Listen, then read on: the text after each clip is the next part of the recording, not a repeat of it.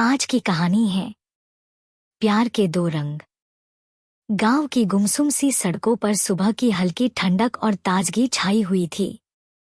पहाड़ों की ऊंचाइयों से आती हवा जैसे सभी पर अपनी शांति का एहसास करा रही हो।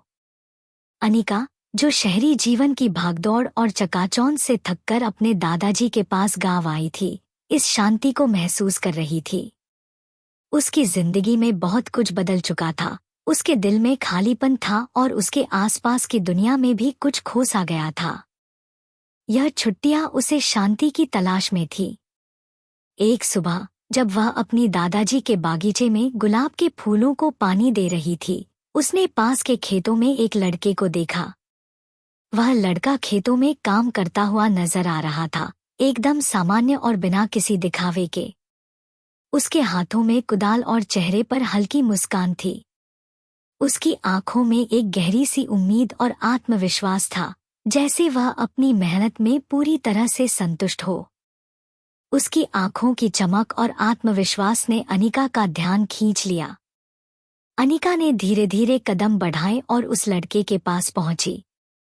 वह लड़का, जो अब अनिका को देख चुका था, एक पल को रुक गया, फिर हल्की सी मुस्कान के साथ बोला, नमस्ते, आप यहाँ क्या कर रही हैं? नमस्ते, अनिका ने झिझकते हुए कहा, बस गुलाब के फूलों को देख रही थी। यहाँ की शांति और बागीचे का माहौल बहुत अच्छा है, लड़के ने मुस्कुराते हुए कहा। हाँ, यह जगह सच में बहुत प्यारी है।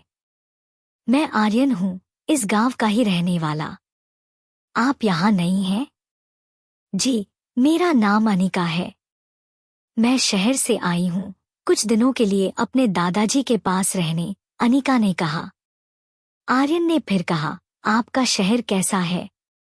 मैं तो कभी वहां नहीं गया, लेकिन सुना है बहुत हलचल रहती है। इस पर अनिका हंसी और बोली, हाँ, वहां बहुत हलचल होती है, लेकिन कभी कभी वहां की भीड़ में ऐसा लगता है कि जैसे कोई किसी को नहीं जानता। आर्यन ने सिर झुकाया, फिर अपनी बातें शेयर की। यहाँ की जिंदगी शांत है। हर दिन की मेहनत के बाद कुछ समय के लिए ऐसा लगता है कि सब कुछ सही है। उनकी बातचीत धीरे धीरे गहरी हो गई और दोनों एक दूसरे की सोच और नजरियों से रूबरू होने लगे। अनिका को आर्यन का सरल और सहज व्यक्तित्व बहुत भाया। वह महसूस कर रही थी कि उसे अपनी जिंदगी की रेस से बाहर निकलकर इस शांति और सुकून में कुछ वक्त बिताना चाहिए। आर्यन ने आगे कहा, अगर आपको बागीचे में चलने का मन हो तो मैं आपको दिखा सकता हूँ। यहाँ के कुछ पौधे बहुत खास हैं, जो शायद आपने कभी नहीं देखे होंगे। अनिका ने हंसी में कहा, मुझे हमेशा नए चीजें देखने और समझने का शौक रहा है। तो मुझे खुशी होगी। उस दिन की मुलाकात सिर्फ एक संयोग नहीं थी। वह पहली मुलाकात एक ऐसा क्षण बन गई जो अनिका के दिल में हमेशा के लिए एक छाप छोड़ गया। वह आर्यन की आंखों में कुछ ऐसा देख पाई थी जो शहरी जिंदगी में उसने कभी नहीं महसूस किया था, सुकून, सहजता और एक गहरी समझ।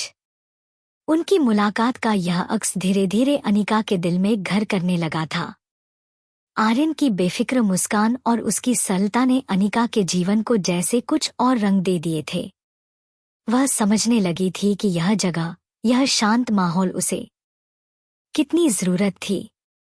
आर्यन और अनिका की पहली मुलाकात एक नए रास्ते की ओर इशारा कर रही थी, एक ऐसी राह जो उन्हें न केवल एक दूसरे के करीब ले आएगी, बल्कि उनकी जिंदगी में कुछ अनकहे एहसास भी जगा जाएगी। पहली मुलाकात के बाद अनिका और आर्यन की दोस्ती धीरे धीरे एक नई दिशा में बढ़ने लगी। आर्यन का सरल और शांत स्वभाव अनिका को बेहद आकर्षित करता था, जबकि वह शहर की भागदौड़ और तनावपूर्ण माहौल से भाग कर आई थी। आर्यन की संगति में उसे एक अलग सा सुकून महसूस होता था। आर्यन के साथ बिताए गए हर पल में एक ठहराव और शांति थी, जो उसकी जिंदगी के तूफान से अलग थी। गांव की हवा, खेतों की खुशबू और ऊंचे पहाड़ों से आती ठंडी हवा में दोनों के बीच धीरे धीरे एक अजीब सा रिश्ता विकसित होने लगा। एक दिन जब वे दोनों गांव के पास एक झील के किनारे बैठे थे, जहां सूरज की किरणें पानी में परिलक्षित हो रही थी, आर्यन ने अनिका से एक दिलचस्प सवाल किया। क्या तुमने कभी सोचा है, अनिका, कि हमें अपनी जिंदगी में कुछ खास लोगों की जरूरत क्यों होती है? आर्यन ने एक हल्की मुस्कान के साथ पूछा। अनिका ने उसकी तरफ देखा और जवाब दिया, मैंने हमेशा सोचा है कि लोग एक दूसरे के साथ क्यों जुड़े होते हैं। शायद कुछ रिश्ते दिलों में बिना कहे समझी जाती हैं, जैसे इस झील की खामोशी बिना शब्दों के अपनी बातें कह जाती है। आर्यन की आंखों में गहरी समझ थी। वह जानता था कि अनिका का दिल अब उसकी दोस्ती के लिए खुल चुका था। दोनों एक दूसरे से अपनी जिंदगी की छोटी छोटी बातें साझा करते और धीरे धीरे दोनों के बीच का बंधन मजबूत होता गया। अनिका को आर्यन के साथ बिताया हर पल आरामदायक लगता था। वह अब अपनी शहरी दुनिया को भूलकर इस शांत गांव के माहौल में पूरी तरह से खो चुकी थी।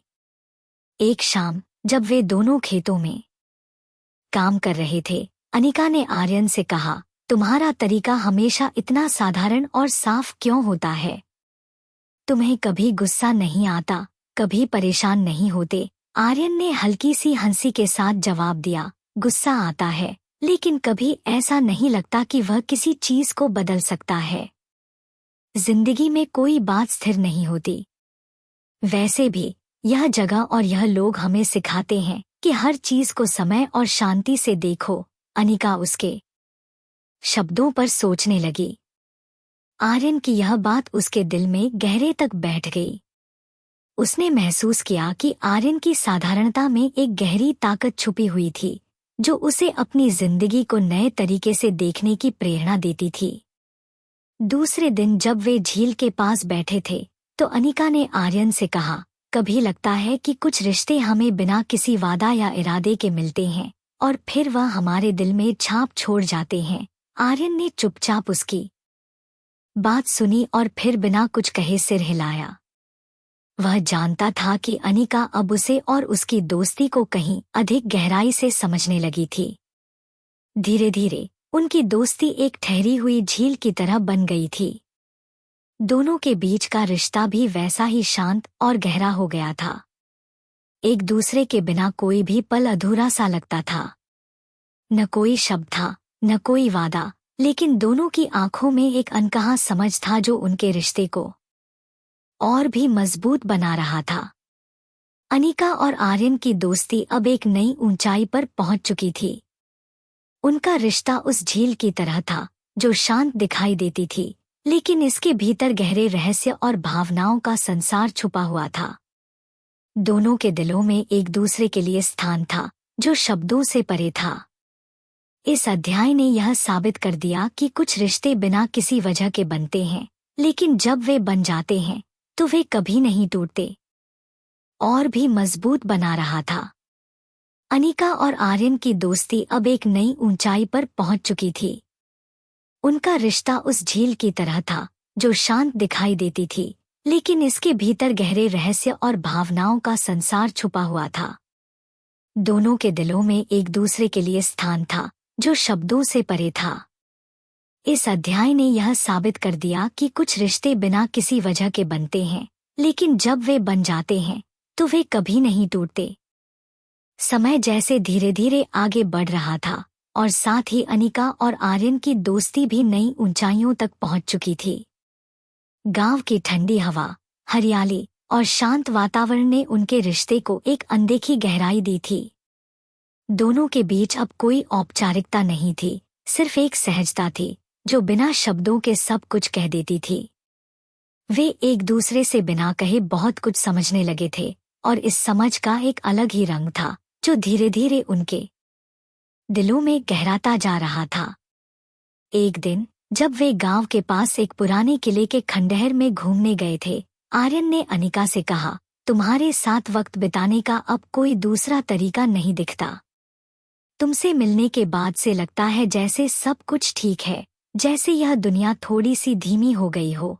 अनिका ने उसकी बातों पर एक हल्की मुस्कान दी, लेकिन इस बार उसकी मुस्कान में कुछ अलग था।